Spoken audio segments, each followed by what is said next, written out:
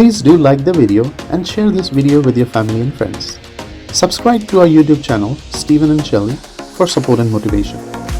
Also hit the bell icon so you'll be notified when I upload a new video. Thank you. Please watch our other videos if you haven't watched them yet.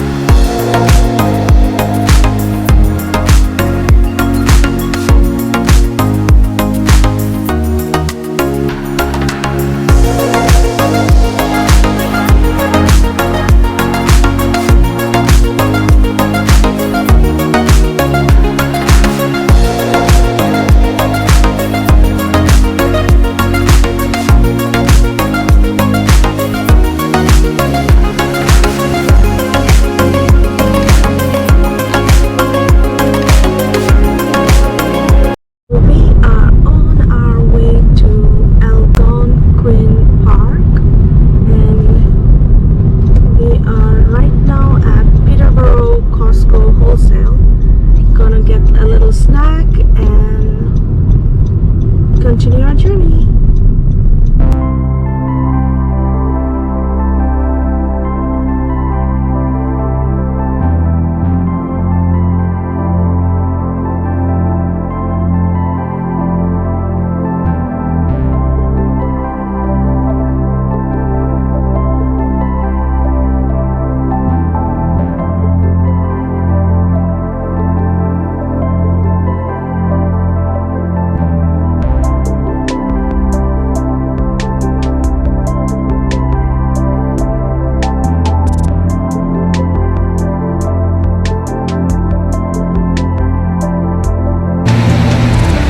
We are on our way to Algonquin Park and it has started raining, so we need to start driving again.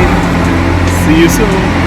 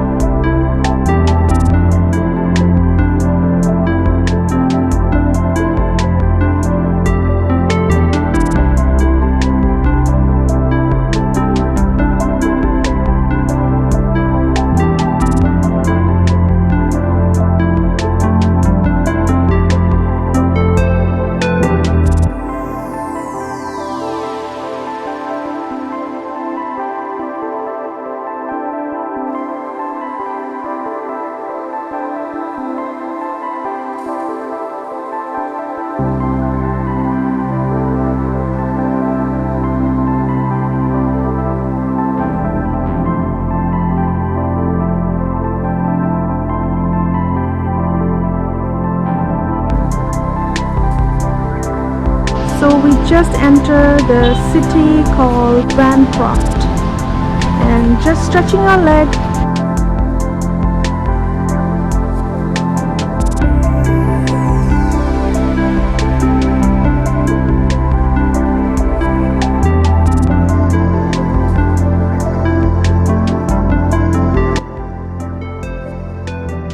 Please do like the video and share this video with your family and friends.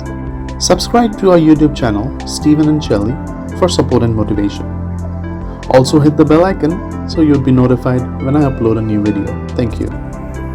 Please watch our other videos if you haven't watched them yet. Algonquin Provincial Park is located between Georgian Bay and Ottawa River in Ontario, Canada. Established in 1893, it is the oldest provincial park in Canada. Additions since its creation has increased the park to its current size of about 7,653 square kilometers.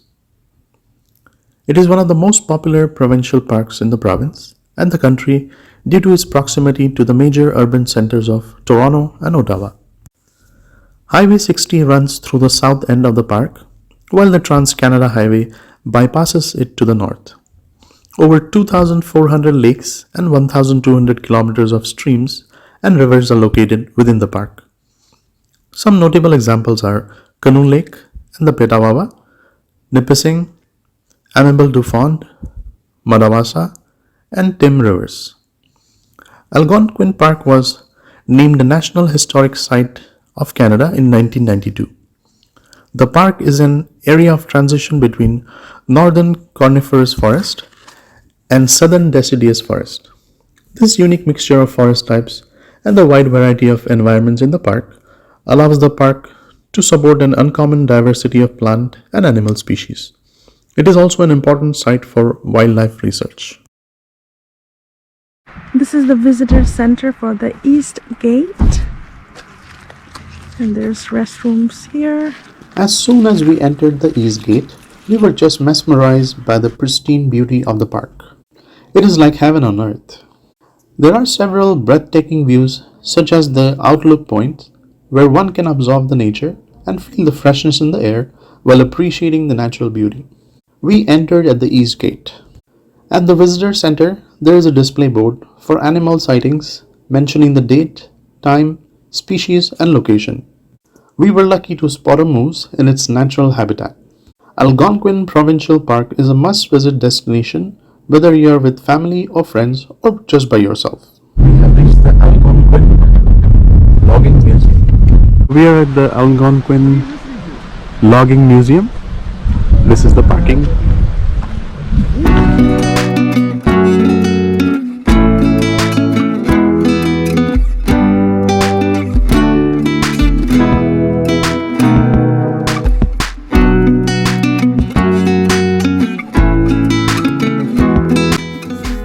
Algonquin Logging Museum brings to life the story of logging from the early square timber days to modern forestry management. On the easy-to-walk 1.5-kilometer trail, a recreated camboose camp and a fascinating steam-powered amphibious duck called an alligator are among the displays.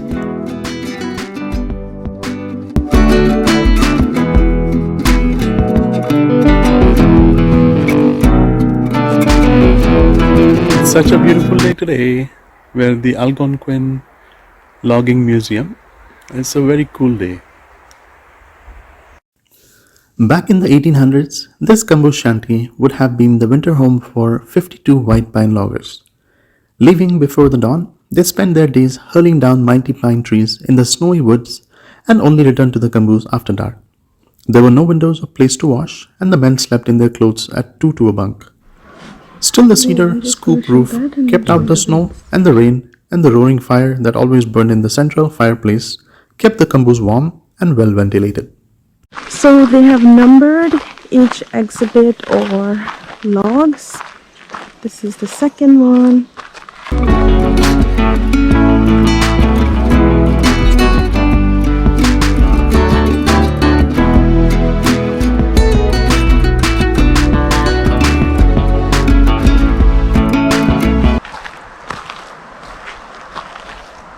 This is exhibit 3.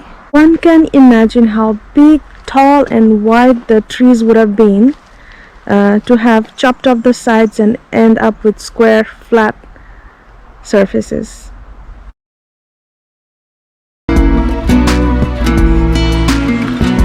This is exhibit number 4.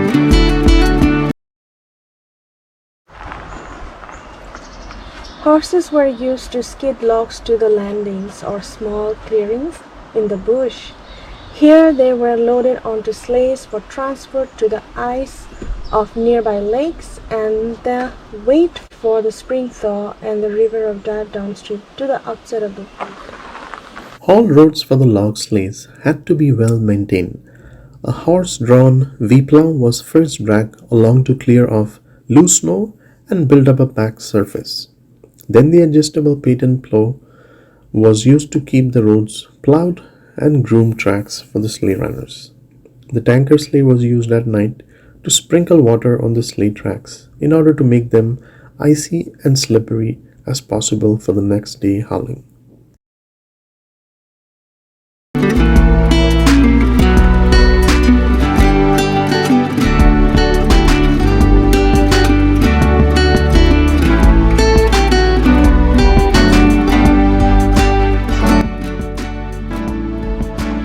It's just mesmerizing.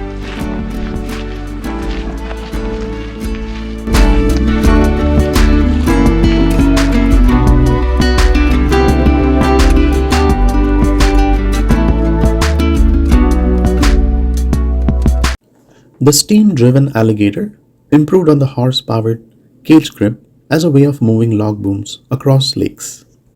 To do this, the alligator crew disengaged the engine from the paddle wheels and used its power to winch the alligator and the attached boom of logs up to the previously placed anchor as much as a mile and a half each time. The flat bottom boat could also winch itself overland from lake to lake on logs placed across which portages. Long before any roads, alligators were used in even remotest area of the park. This one, the William M., was the last one used on Cedar Lake in 1945. Famous artist Tom Thomson painted in Algonquin Park from 1912 to 1917. His work pioneered a new style of Canadian landscape painting. It's beautiful to walk through the log cabin trails. You can hear the water, hear the birds.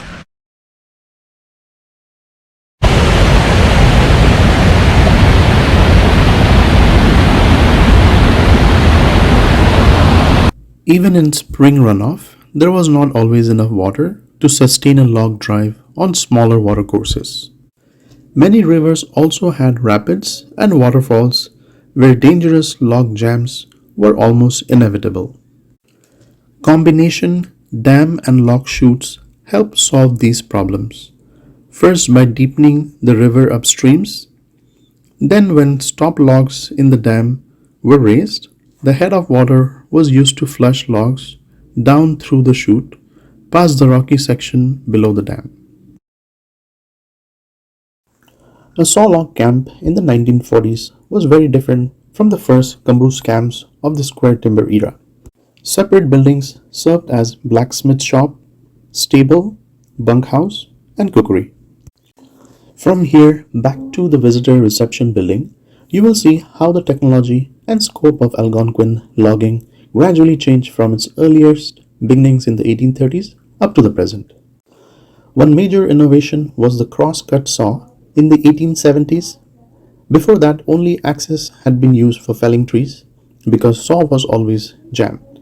The problem was solved by the addition of special teeth called rakers to remove sawdust and shavings.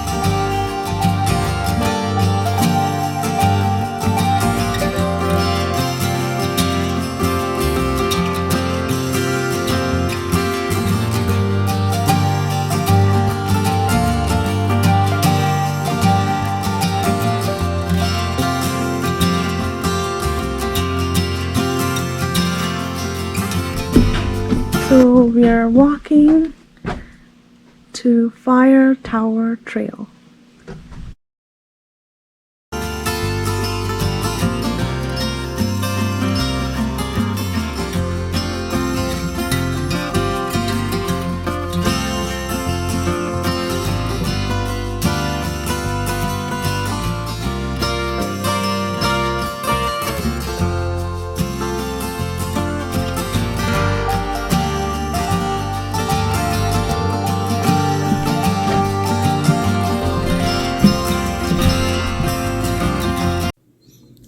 Fire Tower Trail is a 200-meter round trip which goes to a viewpoint overlooking the Sunday Creek Valley where there is a replica of cupola, which is wooden lookout structure that was at the top of steel fire towers.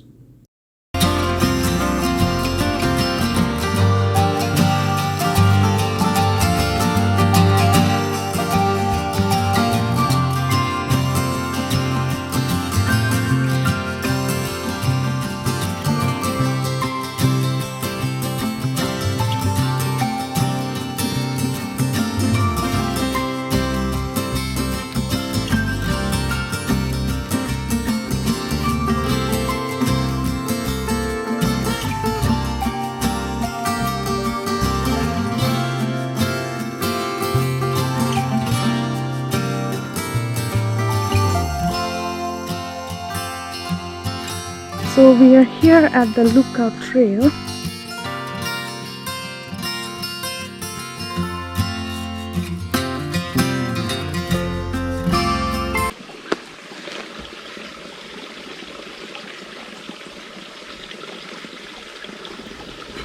The Lookout Trail is a 1.9-kilometer loop involving a steady climb up to a cliff top which affords a fine view of several hundred square kilometers of Algonquin.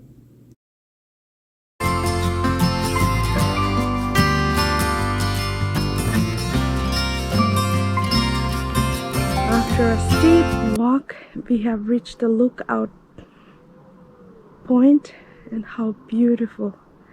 It was all worth it. So we're gonna go down and then go up and then go down, down, down, down.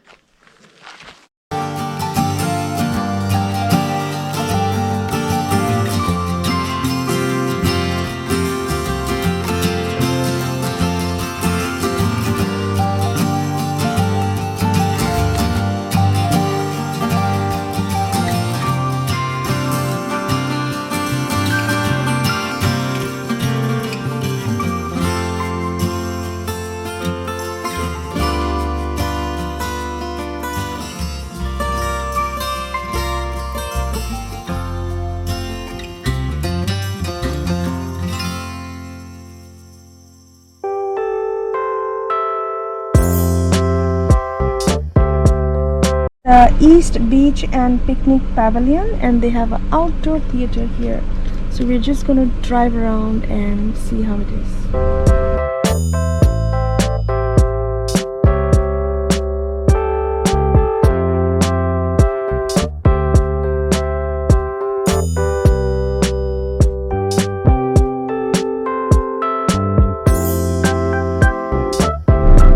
This is the view of Lake of Two Rivers.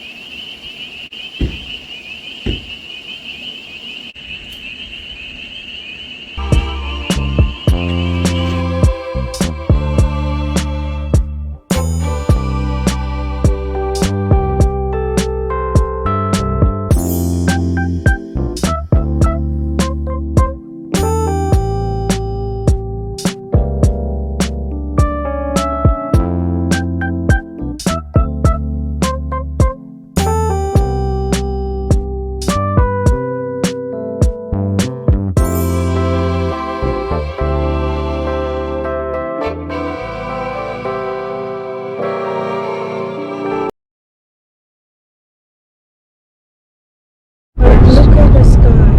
It's 9:22 p.m.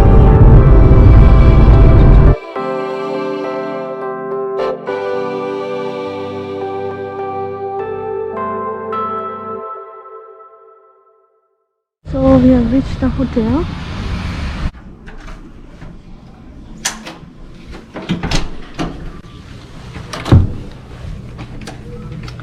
And this is our room. Huntsville is a town in Muskoka located 215 kilometers north of Toronto. It is one of the three big Muskoka towns, largest by population and land area. Due to its natural environment and natural resources, Huntsville is a tourist destination that draws many people from around the world. In 2011, the Toronto Star ranked the town #1 place to take a summer trip. Huntsville serves as the western gateway to Algonquin Provincial Park via Ontario Highway 60 and was the host to the 36th G8 Summit in June 2010 at Deerhurst Resort. The Arrowhead Provincial Park is also located within city limits. Huntsville is home to many acclaimed visual artists. Famed Canadian artists such as Tom Thomson and his successors, the Group of Seven, painted frequently in Huntsville. The Group of Seven Outdoor Gallery has over 40 outdoor murals celebrating the work of Canadian heroes. Huntsville supports a number of art festivals. The Algonquin Theatre is a performing art theatre located within Huntsville Municipal Centers. Most of the 1995 film It Takes Two was filmed at Camp Minneowe, which is located within city's boundaries. The opening sequence of Walt Disney film The Incredible Journey showcases the village of Aspen from the air. A part of 1989 film Welcome Home was shot at Lions Lookout. Much of 2018 Hallmark film A Veteran's Christmas was filmed in downtown Huntsville in fall of 2018. This information is obtained from online.